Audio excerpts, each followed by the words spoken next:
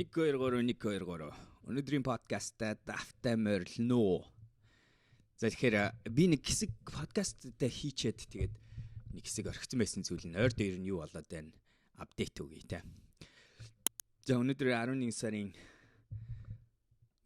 эхний 7 хоног явж байна.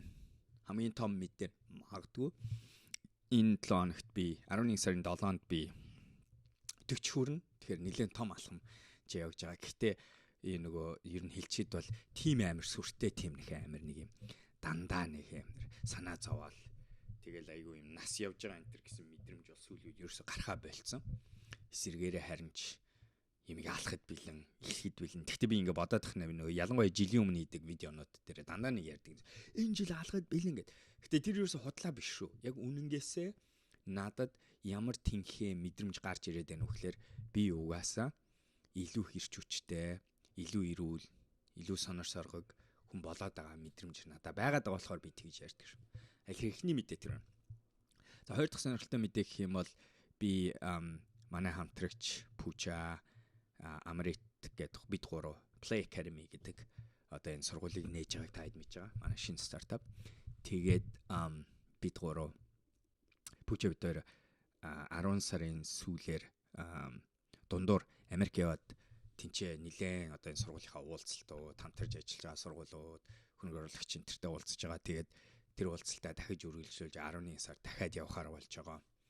За өөр мэдээх юм бол Play Academy хувьд та хэд мэдж байгаа бид нэр Таиландд хийх гэж байгаа анхныхаа зуны олон улсын сургалтыг зуны хөшөөлийнх сургалтаа зохион байгуулах гэж байгаа.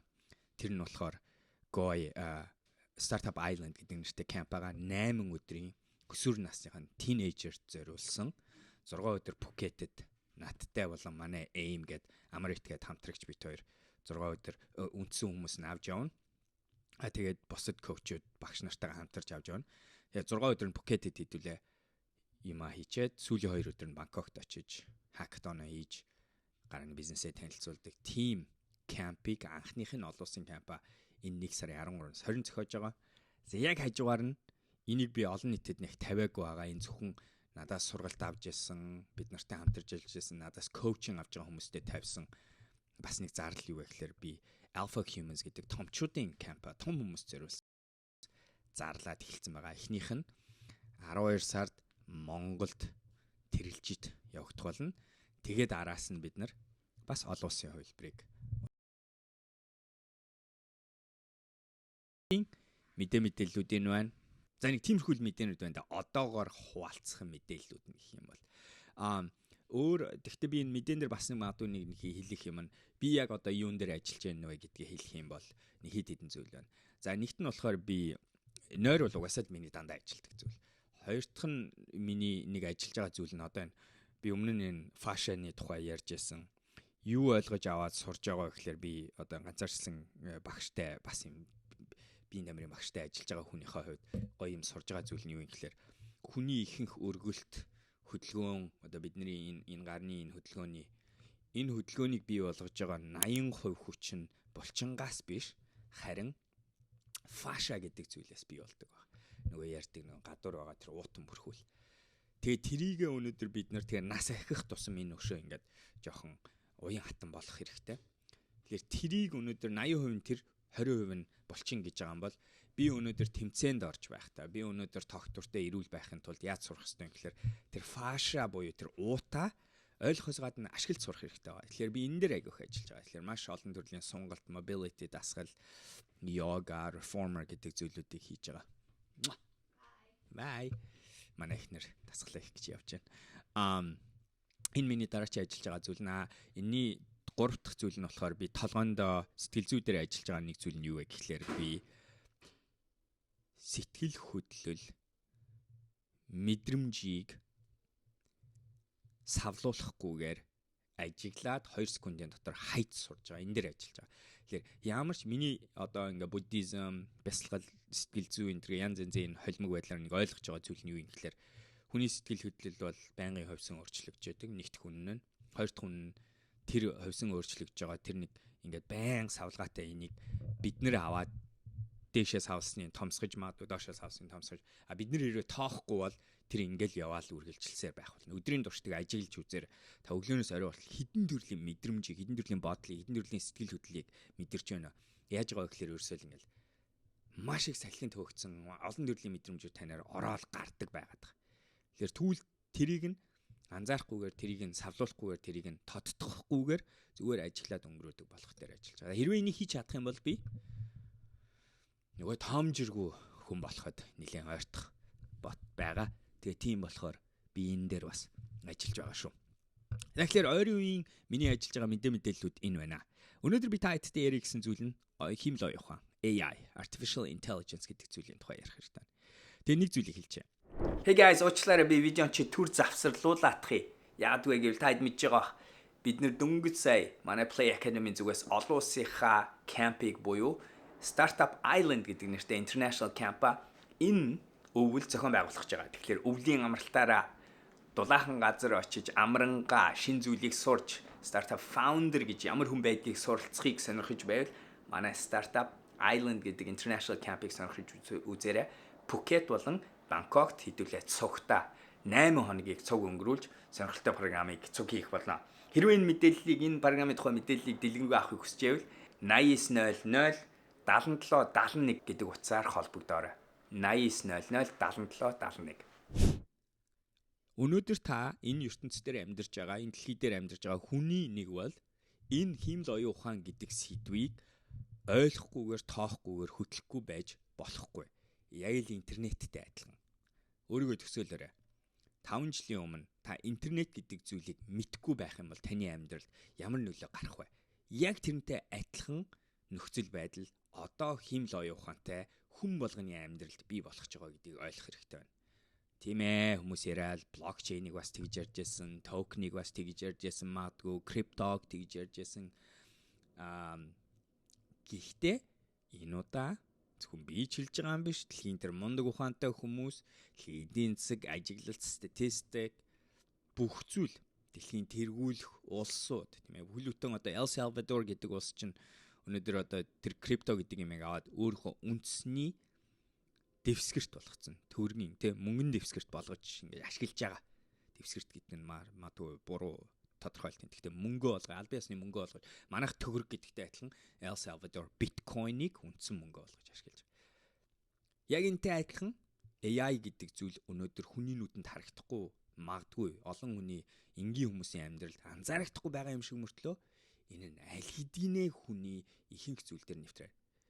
Jensen гэдэг Nvidia-гийн үүсгэн байгуулагчийн нэг хэлсэн зүйл нь юу гэдэг юм гэхээр хиймэл оюун ухаан аль хэзээ дэлхийн 100 их $80 эдийн засгийг өөрчлөлт эхэлсэн. 100 их $80. Бас нэг судалгаанаас юу харуулсан байдаг вэ гэхээр хиймэл оюун ухаан 2027 он гэхэд буюу өнөөдрөөс 3 жилийн дараа дэлхийн эдийн засагт буюу GDP тийм ээ, Global GDP гэж яриа. Дэлхийн дотоодын нийт бүтээгдэхүүнд 16 их $80 нэмж магадгүй байгаад. Монголын 20 тэрбум дөнгөж давж байгаа гэдэг би тийм арт. 20 тэрбум доллар 16 их $80 хэрэг ялгаадаг нь ойлгож байгаа. Бас нэг сонирхолтой юм юу юм гэхээр хиймэл оюун ухааны одоо ингээд амьдралууд энэ бусад салбаруудад нэвтэрч байгаа байдлыг харах юм бол нийт яг хизээ гэдэг юм мэдгүй байна. Гэхдээ нийт хүний 800 сая ажлын байрыг өөрчлөх зүйл гарч ирж байгаа. За 7 тэрбум хүмүүс 800 сая надад хамаагүй байх гэж бодож магадгүй. Гэтэ нэг зүйл хэлж, таны өнөөдрийн өдөр тутмын зүйлд аль хэзээ хиймэл оюун ухаан гэдэг зүйл янз янзын хэмжээстэйгээр, янз янзын хэлбэр горимтойгоор нэвтэрсэн байдгийг мартаж болохгүй. Миний энэ YouTube видеог үзэж байхдаа таны YouTube дээр энэ видео үз гэж санал болгож гарч ирэх үү, гарч ирэхгүй юу? Око танд санал болгохдохгүй юу? Хэрвээ Окогийн видеон дээр дарчих юм бол дараа нь яах вэ? Яахгүй вэ? Instagram дээр миний имийг үзэхээрээ яадаг вэ? Өөр нэг хүний имийг үзчихэнгууд алгоритм гэж ярьдаг зүйл чи яаж өөрчлөгддөг вэ? Хоол хүнс, дасгал хөдөлгөөн, телевизэр, entertainment бидний амьдралд байгаа бүх зүйл аль хэдийнэ хиймэл оюун ухаанаар хөтлөгдөөд, өөрчлөгдөөд, нөлөөлөгдөөд эхэлчихсэн байгаад байна. програм зохиох гэдэг дөнгөж сая Sam Altman Лондонд OpenAI-ийнхаа дараачийн чуулга уулзалтыг зохион байгуулсан, Developers Conference-ыг зохиосон.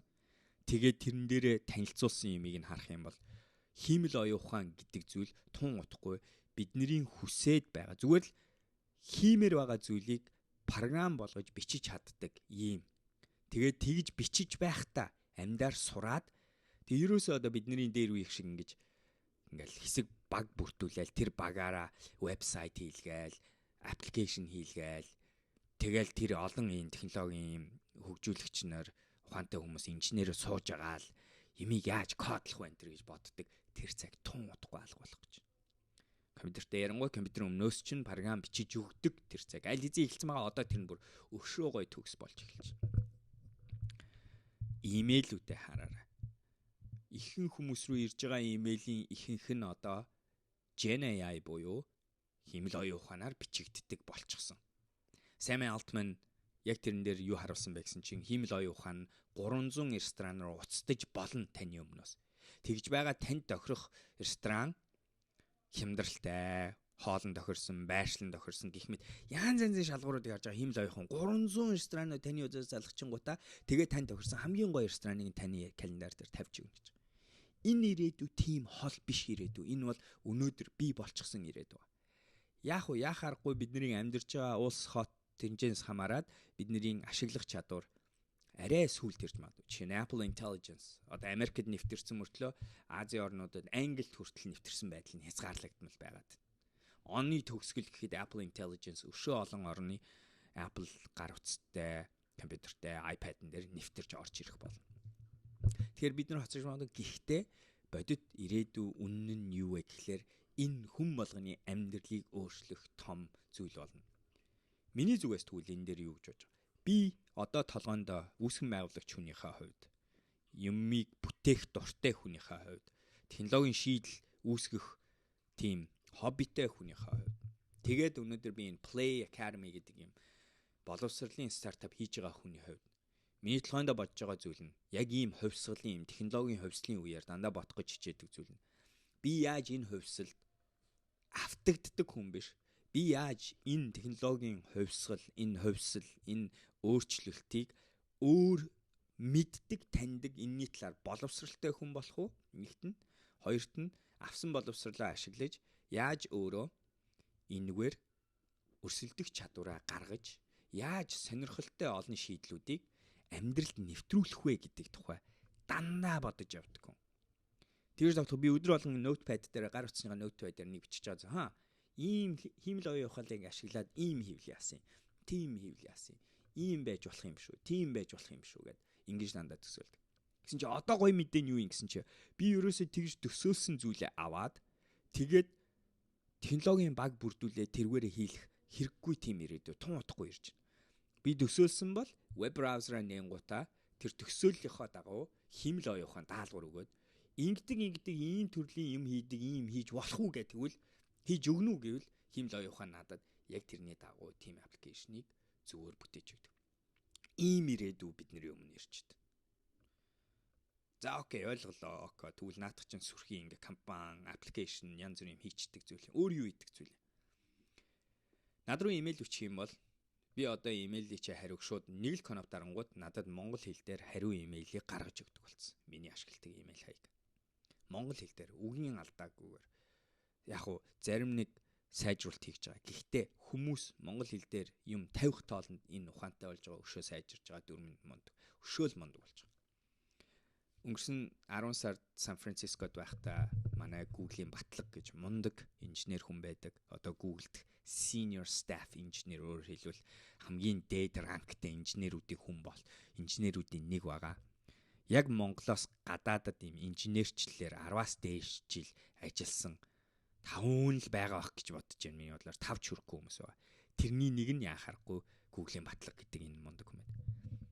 Тэр хүнтэй очиж уулзаад тэр хүн яг хиймэл оюун ухаан дээр үес ажиллаж гисэн дид үтс дээр нь ажилладаг байсан. Одоо бас дид үтсийн юу програм хангамжаар ажиллаж байгаа. Тэр үнээс нь тэр юм сонсоход бид нэр юу мэдэж гэнэ вэ гэхээр одоо хүн болгоны гар ашигладаг гар утаснууд Google-ийнхыг ашиглаж гэнэ үү, Apple-ийг ашиглаж гэнэ үү, Samsung-ийн ашиглаж байгаа хамаагүй бидний карманд хиймэл оюухан бүх юмд маань оролцдог болж байгаа тухай бас ярьж. Тэгээд энэ бидний энэ сонсоод байгаа янз бүрийн модельүүд, янз бүрийн аргачлалууд нь яаж хувьсан өөрчлөгдөж байгаа. Ирээдүрөө ямар болох юм? Зардал яаж бууж байгааг бид нар өнөөдөр ойлгох бол. Өнөөдөр хиймэл оюуханд тулгараад байгаа хамгийн том асуудал нь энэ large language model гэдэг хамгийн одоо модонд орсон байгаа модель нь маш их үн мөнгө энерги зарцуулдаг модель байгаа. Тэрнээсээ болоод төлбөр нь аягүй өндөр хэвээрээ байгаад. Гэхдээ энэ зардал маш хурдтайгаар унж байна. Яг л мундаг технологиуд ирээдүйд өнгөрсөн цагт ямар байсан шиг гарч ирж байна, өндөр үнэтэй гарч ирсэн. Тэгээ одоо зардал нь буугаад, зардал нь буусныхаа хариуд хэрэглээ нь олон нийтэд хүрэх нөхцөл нь бий болно, тийм ээ. Тэгэхээр энэ тухай би бас ойлгож сурч авсан. Тэгээ by the way, одоо ер нь бол жижиг small language model дээрээс нь бүр боломжтой бол on device, тийм ээ. Иймэрхүү чиглэл рүүгээ илүү явж байгаа. Сервер рүү холбогдох хэрэггүй, сервер нь энүүхэн тэндээ эсвэл хязгаарлагдмал серверийн моделийг ашигласан байдлаар ингэж явж байгаа. Тэгснээрээ хүний өгөгдөл бол хамгийн чухал, тийм ээ. Тэгвэл тэр өгөгдлийг энэ тэр хязгаарлагдмал орчинд байлгаж аюулгүй хувийн аюулгүй байдлыг хамгаалсан хэвээрээ мөртлөө тэр хүндээ хэрэгтэй зүйлүүдийг хиймэл оюухан сэтгэж бодож үйлдвэрлэж чаддаг тийм гормор орж байгаа. Google search. Тэгээ сая дөнгөж OpenAI бас ChatGPT search гэдэг өөрийнхөө хайгуулыг гаргаад ирлээ. Бидний юмыг хайдаг, мэдээллийг цуглуулдаг арга тун утгагүй шал ондоо болно.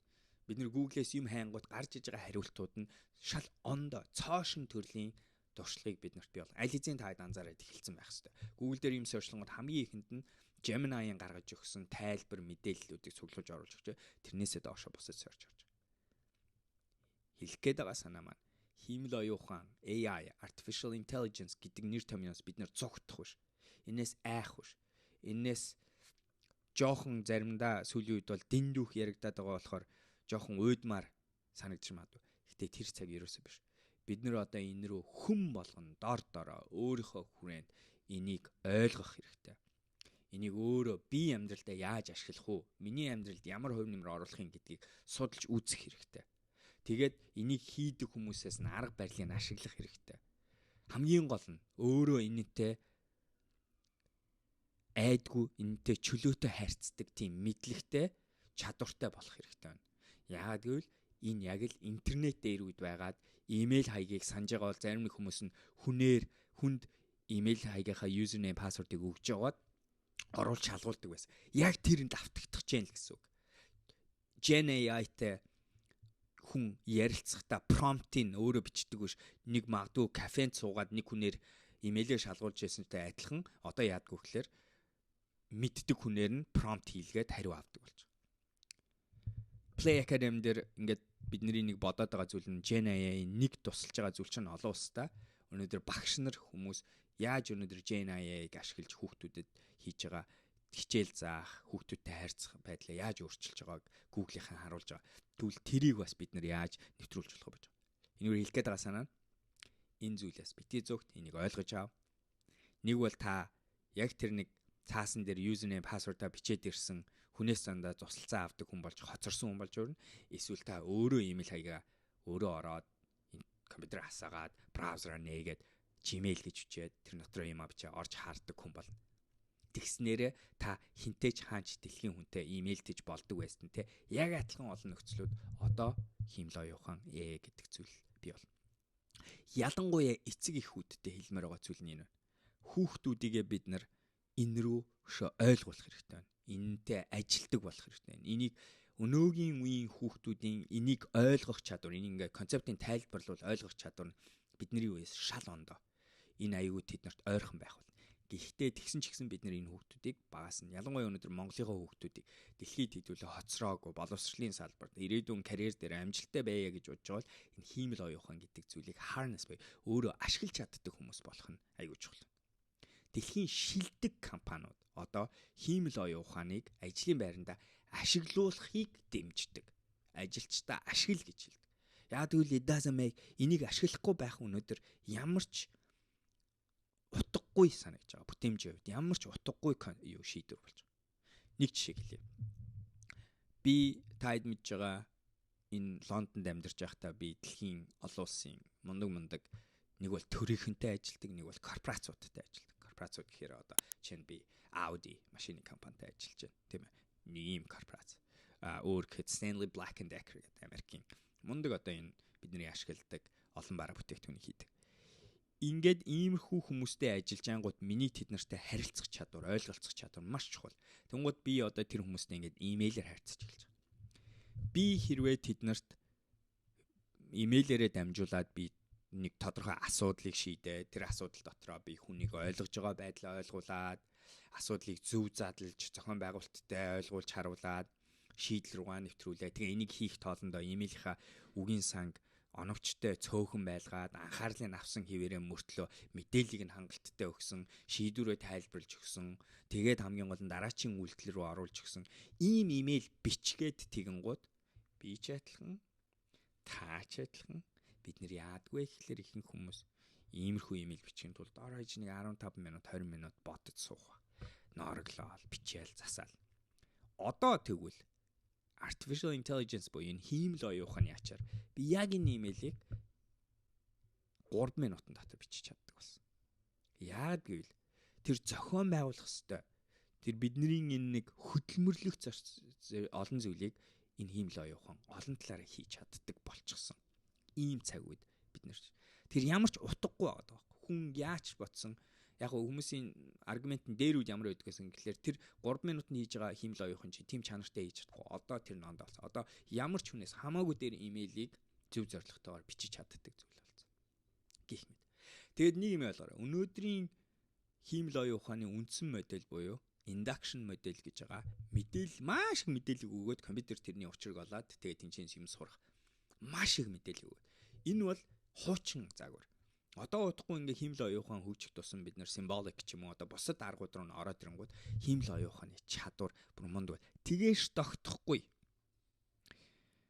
Masayoshi Son SoftBank-ийн дэлхийн одоо хамгийн мундаг хөрөнгө оруулагч хүн дөнгөж сая FI conference дээр юу гэж хэлсэн бэ гэхлээр 2030 он гэхэд хиймэл оюухан artificial intelligence хүний зарим нэг тархины хийж чадах функциас 10,000 дахин илүү чадвартай болно гэж сая хэлсэн байна. Бидний амьдралын бүх зүйл өөрчлөгдөж байгаагийн аюу том жишээ. Тэгэж тогтгүй энэ өөрчлөлт нь exponential буюу ямар их үржигдэхүүнээр өсөж байгаагийн бас нэг жишээ гарч байна. Өглөө босоод кофегаа уух, мэдээг авах, өөрийгөө тайвшруулах, хүмүүстэй харьцах, ажил руугаа явах, ажил дээр очсон хойноо ажиллаа хийж байгаа имэйл бичих, хуралд оролцох, мэдээлэл боловсруулах, презентац бэлдэх, документ бэлдэх, хүнтэй холбогдох, олон хүнтэй ярилцаад мэдээллийг авах, анализ хийх. За тэгээ ажиллаа таарчингуудаа буцаад гэртээ очих, оройн хоолоо сонгох, эхнэр нөхөр гэр бүлийнхэнтэйгээ өдрийн турш харилцах. Тэр бүх миний ярьсан алхмууд дотор хиймэл оюухан нэвтэрч орж байгаа. Тэр бүх зүйл удахгүй маш ондоогоор хийгддэг болно. Бүтээмж ондоо төвшөнд орно, хурд ондоо төвшөнд орно, оновчтой байдал ондоо төвшөнд орно, мэдээллийн олон талыг таны өмнөөс харьцуулаад анализ хийж байгаа тань тохирох. Жишээ нь өнөөдөр орой Netflix дээр ямар кино үзэх вэ гэдгийг тунхтгүй шал ондоогоор танд өндөр сэтгэл ханамжтай сонголтыг хийж өгддөг горим нь утгагүй бидний амьдралд орж ирж байна. За энэ талаар би блог бичсэн байгаа шүү. Medium дээр буцаад блогуудаа бичих хэлсэн байгаа, орж үзээрэй. Энэ блогер энэ өнөөдрийн подкаст би хийж ярих гэдэг оролцож байгаа зүйл нь хүндрэлтийг дахиад нэг өөрчилсөн мундаг технологи орж ирж байна. Энэ технологи өмнөх олон технологиудаас бүр шал өөр төвшний амьдралыг, нийгмийг бий болох гэж байна гэж би харж байна. Бизнесийг бий болох гэж байна гэж харж байна. Тэгээд энийг өнөөдөр хүмүүс өөрсдөө ухтаж, суралцаж, тэрвэрч, амьдралдаа ашиглаж, өөрийнхөө зэмсэг болгож ашиглаж сурахгүй бол тэрийг хийж байгаа хүмүүстэй бусд нь автагдана. Тэгээ хоцорно гэдэг аюул бол бүр яахааргүй гарна. Тэр энэ зүйлийг л ойлгосоо гэж хүсэж байна. Тэгээд хиймэл оюун ухаан гэдэг зүйл бол бидний хамгийн том хүчрхэг зэмсэг байж болно. Эсвэл бас биднийг ялгуулсан, биднийг доошлуулсан тийм нэг айдаг бас нэг хүч байж болно. Таны сонголт, миний сонголт. Би бол жаахан ч гэсэн дотроо хоцрох үе гэдэг айцтай байна. Тэгээ тийм болохоор би цаг хугацаатай хуралдаж, энийг хурдан ойлгож, ашиглаж, нэвтрүүлэх гэж ажиллаж байна. Таныг ч гэсэн тэгээсэй гэж уриалмаар байна. За тэгээд өнөөдрийн подкастаа манай Yeti бит хоёр ингээд дуусгая. Надтай энэ цагийг өнгөрүүлж сонсож суусанд маш их баярлалаа. Подкастаа яавал зугаатай сонирхолтой болох вэ? Саналуудыг би дандаа хайж байгаа шүү, тийм ээ. Одоо 100 хэдэн подкаст хийчлээ. Одоо энийгээ дараагийн төвшөнд бас дахиад аваачмаар байна. Тэрэн дээр таны бодол санал юу вэ? Хэлээрэй.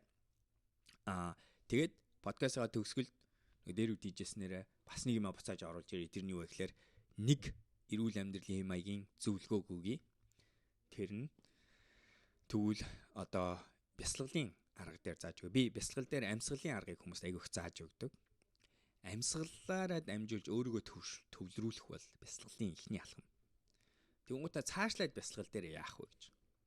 За тэгвэл 20 дахь алхам нь амьсгалаараа дамжуулж өөрийн төв мэдрэлийн системээ тайвшруулчаад ингэснийхаа дараа тэгвэл бясалгал дээр би юу бодох ёстой юм бэ? Тэгээ яг ихэнх хүмүүс хэлдэг юм бодохгүй байх ёстой. Юм бодохгүй байх гэж бараг байдгүй, бараг бүтэхгүй.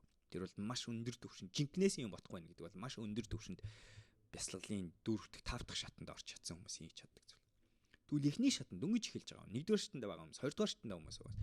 Өөрийгөө тайвшруулаад амьсгал дээр анхаарч өөрийгөө тайвшруулсан дараа нь миний бодол санал хаашаа явах ёстой юм бэ гэвэл нэг хэдэн сонголтууд байна. Тэрний нэг нь та ойлгомоор байгаа өөрийнхөө тухай бодол, итгэл үнэмшлийг нэг сонгож аваад тэгээд тэрний тухай бодож бясалгаж сууж болно.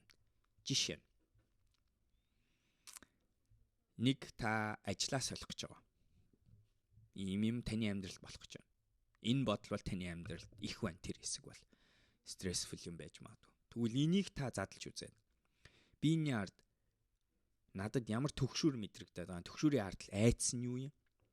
Эсвэл ямар гоё юм зугаатай мэдрэмж гараад байгаа, нэг тэмүүлээд байгаа юм байх шиг байна. Намаа ингээд төвчээргүй тэрлүү ингээд татаад байгаа зүйл нь юу юм? Би яагаад төвчээргүй ишиг хандах гээд байгаа? Би яагаад яарад байгаа?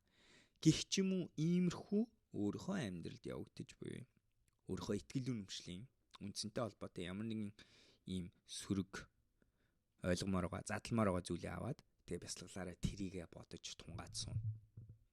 Яаж тунгаад суух вэ? Хөндлөнгөөс нь харах гэж үз. Зөв буруу гэдэг шүүлтүрийг аваад хай. Тэгэх юм бол юу болж яаныг эрүүл саруулаар харах гэж үз. Тэгснийхаа дараа би яагаад энийг буруу гэж хэлсэн юм? Би яагаад энийг зөв гэж хэлж байгаа? Хаанаас гарч ирсэн юм? Ирээдүйд энэ байдал нь энэ шүүлтүр нь надад хэрэгтэй юу? Надад энэ ашигтай юу, ашиггүй юу гэх мэтээр бодож сууж байна. За тэгээ бясалгал хийж байгаа хүмүүс би бол нөгөө бүх амьдралдаа өөрчлөлт хийж байгаа хүмүүстээр дандаа ярьдаг зүйл нь битгий яараарай. Төвчээртэй бай. 3 минутаар ихэл тэрийг 1 сар хийдэг болчих. Дараа нь 5 минут гих мэт болно.